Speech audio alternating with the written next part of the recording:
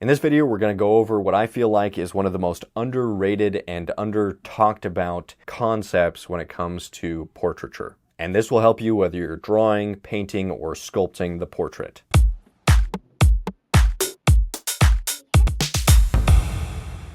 Now, the portrait is really complicated. I think it's the most complicated thing that you could choose to represent as an artist, especially if you're trying to represent a specific person. But if you're one of the brave artists that has chosen to take on this difficult challenge, then I think these visuals will really help you out and make it a more manageable process.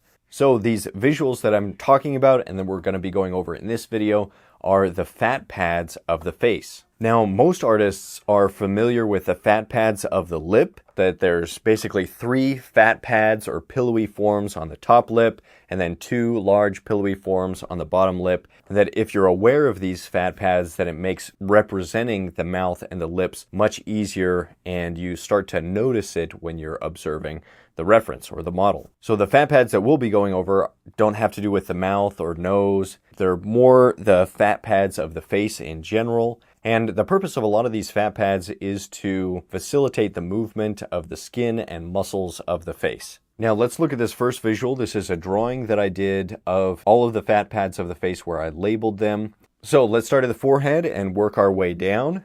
So on the forehead we have 3 fat pads, 2 to the side and 1 in the middle. So the one in the middle is referred to as the central forehead fat pad. The 2 on the side are the lateral forehead fat pads. The forehead is one of the last places where fat accumulates on the face, so these fat pads are probably the least prominent of all of the fat pads of the face. Next, let's move over to the side of the forehead, just below the superior temporal line. You can see on me, this is pretty pronounced. This is a bony feature of the skull, kind of a rhythm that travels from the outside corner of the eye back towards the skull, an important rhythm just to be aware of. Just below this rhythm is the lateral orbital fat pad. Lateral meaning to the side of, and orbital meaning the orbits or the eye sockets. So lateral orbital fat pad. This fat pad is especially pronounced in babies. While babies have really soft features, the fat pads are actually really prominent and a big part of what makes up the soft, squishy, cute facial features of babies. The transition between these fat pads are probably the smoothest in babies. And then as you age, what happens is the skin gets loose and loses some of its elasticity, and the fat pads themselves shrink a little bit so that these fat pads become more prominent and more noticeable. So when you're representing these fat pads, it's often helpful to study older people where the fat pads are more present and easy to see.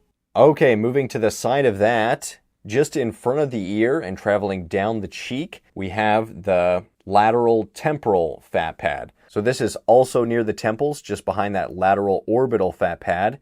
And this one travels from just in front of the ear down the jawline.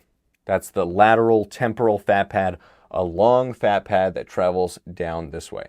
Let's move back over to the front plane of the face and move down to the eye sockets. And the eye sockets have 2 fat pads in them, an upper fat pad and a lower fat pad. So the upper one is called the superior orbital fat pad. The lower one is the inferior orbital fat pad. And that inferior orbital fat pad is what makes up the bags of the eyes. On me, these are actually pretty prominent. So after those 2 fat pads, if we move on to the cheekbone, or the zygomatic bone, the zygomatic arch right here on the cheeks, there's another fat pad that's towards the outside bottom corner of the eye sockets. And this one's called the medial cheek fat pad. And this is kind of a soft triangle shape. Next, we have a fat pad that runs from the bridge of the nose down towards the corners of the mouth. And this one's called the nasolabial fat pad. And just below it, just below this fat pad is the nasolabial crease, which is that crease when you smile, lifts up those fat pads on either side. You see it? And then that crease, that nasolabial crease just above that is the nasolabial fat pad. There's kind of a rhythm that runs down below that nasolabial fat pad next to the corners of the mouth and then down to the jowls right here. And so just below the nasolabial fat pad is another fat pad towards the corners of the mouth. And that one's called the superior jowl fat pad. And then just below that is the inferior jowl fat pad, which starts just above the jaw and then kind of wraps around and tucks under the jaw. So some people, as they get older, this fat pad becomes really pronounced and they get kind of that bulldog look with that superior and inferior jowl fat that travels down and then wraps under the chin.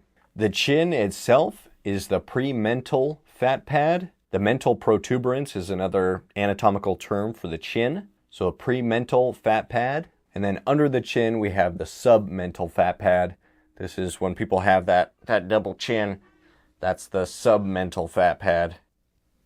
So those are the fat pads of the face that I think every artist that in any way represents the portrait should be aware of. And I highly recommend doing a diagram or a drawing or a sculpture yourself. Here you can see a sculpture that I did of the fat pads. I did a simplified version of the head, and there's a lesson that goes over sculpting this simplified version of the head over on the Proco 3D YouTube channel if you're interested in that lesson.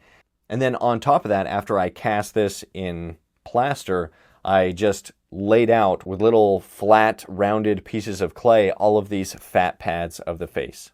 And I think once you're aware of it, even on thin people, even on people that don't have a lot of fat in their face, even on very attractive people, you start to notice these fat pads and how they inform the surface forms of the face. So I hope that helps you guys out. I did this video because people seem to really like the previous video that I did on 5 visual hacks for artists that you can't unsee. If you're interested in that video, you can find that.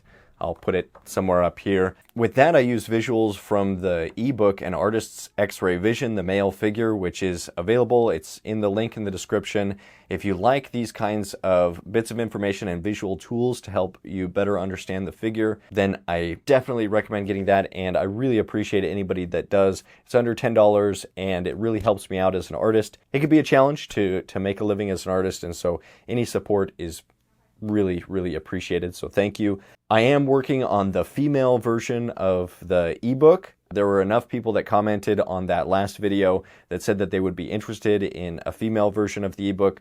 So I've got a bunch of images. I'm going through, drawing on them, diagrams and helpful visuals to help you guys out. And so watch out for that. That'll be coming out in the next couple of weeks. If there's an artistic principle you'd like to see covered in a future video, please let me know in the comments below. Or if there's a part of the body that you struggle with, I'd love to hear about that. And I'll try to do more of these types of videos. I want to create content that other people find valuable. And it seemed like the last video, people found that worthwhile. And so I want to do more. So let me know what you would like to see covered. If you're at all interested in figurative sculpting, I definitely recommend checking out the Figure Sculpting Fundamentals course, which you can find at proco.com/sculpture. And you can also check out the Portrait Sculpting course at proco.com/portraitsculpt.